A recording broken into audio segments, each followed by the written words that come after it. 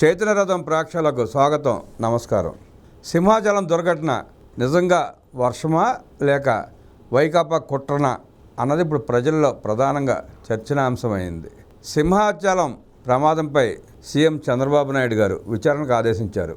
Collector పర్యవేక్షణలో ప్రత్యేక committee పనిచేస్తోంది. రెవెన్యూ ఇంజనీరింగ్ నిపుణులతో కమిటీ ఏర్పాటు చేయడం కూడా జరిగింది. గోడ నిర్మాణంలో లోపాలు వెల్లడైనట్లు అధికారులు స్పష్టం చేశారు. ప్రతి అంశాన్ని పరిశీలించి కమిటీ నివేదిక సమర్పించనుంది. బాధ్యులపై కఠిన చర్యలు తీసుకుంటామని స్పష్టం చేస్తున్నారు. మృతులకు 25 లక్షల రూపాయలను, గాయపడిన వారికి 3 లక్షల పరిహారాన్ని ప్రభుత్వం మంజూరు చేసింది. కేంద్ర ప్రభుత్వం మృతులకు 2 లక్షల రూపాయలు, క్షతగాత్రులకు ఒక్కొక్కరికి 50,000 రూపాయల చొప్పున పరిహారం అందిస్తోంది. భవిష్యత్తులో కూడా వారి కుటుంబాలకు ప్రభుత్వం అండగా ఉంటుంది. ఇటువంటి ఘటనలు పునరావృతం కాకుండా చర్యలు తీసుకుంటామని తెలియజేస్తున్నారు. అంతలోనే ప్రభుత్వ నిర్లక్ష్యంతోనే సింహాచలం దుర్ఘటన, చందనోత్సవానికి సరైన ఏర్పాట్లు చేయకపోవడంతోనే ప్రమాదం.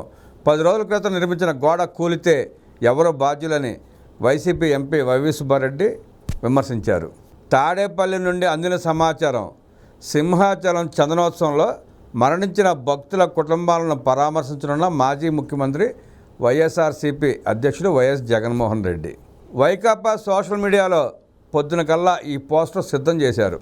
గోడ 10 రోజుల క్రితం కట్టారని మొదట చెప్పింది వైవి సుబ్బారెడ్డి గారే.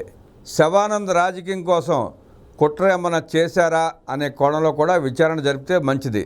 ఎందుకంటే అక్కడ అమరావతి పునఃప్రారంభం పనుల్లో అందరూ తలమునకలై ఉన్న వేళ ఈ వైకాపా రాక్షసులు చీకట్లో ఏమన్నా చేశారేమో. ఎందుకంటే అక్కడ చీకటి ఉందని కూడా వైకాపా ఎమ్మెల్సీ వరదు కళ్యాణి మొదటిసారిగా వెలుగులోకి తెచ్చారు. ఈ ప్రకటనలు, ఈ మాటలు, ఈ పోస్టర్లు, ఆ ట్వీట్లు చూస్తామంటే ప్రజల్లో నిజంగానే సందేహాలు వస్తున్నాయి. గోడ కూలిన వెంటనే హోంమంత్రి కంటే ముందుగా వైకాపా వాళ్ళకి ఎలా తెలిసింది? వైకాపా సోషల్ మీడియాకి ఎలా తెలిసింది? గతంలో ఎప్పుడు ఏ ప్రమాదానికి మేఘాల మీద వెళ్ళని, అసలు పట్టించుకొని జగన్ రెడ్డి సింహాచలం అనగానే ఎలా పరిగెత్తుకెళ్తున్నాడు? అసలు సింహాచలంలో జరిగిన ఈ దుర్ఘటన సమయంలోనే తాడేపల్లిలో ఎందుకున్నాడు? ఎప్పుడు యలంక ప్యాలెస్లో కదా ఉండాల్సింది? ఇవన్నీ ప్రజల్లో పలు రకాల అనుమానాలు లేవనెత్తున్నాయి. కచ్చలూరు బోటు ప్రమాదం అప్పుడు ముఖం కూడా చూపించలా. తిరుపతిలో కరోనా సమయంలో గ్యాసు అందక అల్లాడుతూ మృత్యువాత పడ్డ పేషెంట్లని పట్టించుకోవాలా, వాళ్ళ మొహం కూడా చూడాల.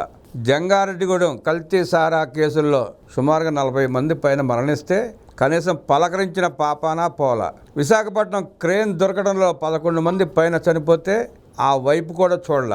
అనేక సార్లు అనేక మంది మరణిస్తే కనీసం ట్వీట్ కూడా పెట్టని జగన్మోహన్ రెడ్డి, పట్టించుకొని వైకాపా సోషల్ మీడియా, పట్టించుకొని వైఎస్ఆర్సీపీ నాయకులు ఇవాళ ఉదయం నుండి అదే భజన చేస్తున్నారంటే ఈ ప్రమాద ఘటన ముందే వాళ్ళకి తెలిసే జరిగిందన్న చర్చ అయితే ప్రజల్లో విస్తృతంగా జరుగుతూ ఉంది. ఏమో అంతటి వాళ్లే అని కూడా వినపడతా ఉంది. శవ రాజకీయాలకు అలవాటు పడ్డ పార్టీ, శవం లేనిదే రాజకీయం చేయలేని జగన్మోహన్ రెడ్డికి ఇవన్నీ మామూలే. మనం గమనిస్తే ఉదయం నుండి వైకాపా సోషల్ మీడియా కానివ్వండి, నీలి కూలి మీడియా కానివ్వండి, దీని మీద తప్ప దేని మీద చర్చ లేదు.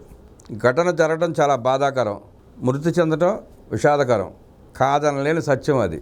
కానీ దాన్నే పట్టుకుని ఏదో జరిగిపోయిందన్నట్టు వీళ్ళ హడావుడి చూస్తూ ఉంటే పైన చెప్పుకున్నట్టు అనుమానం తప్పకుండా వస్తూ ఉంటుంది.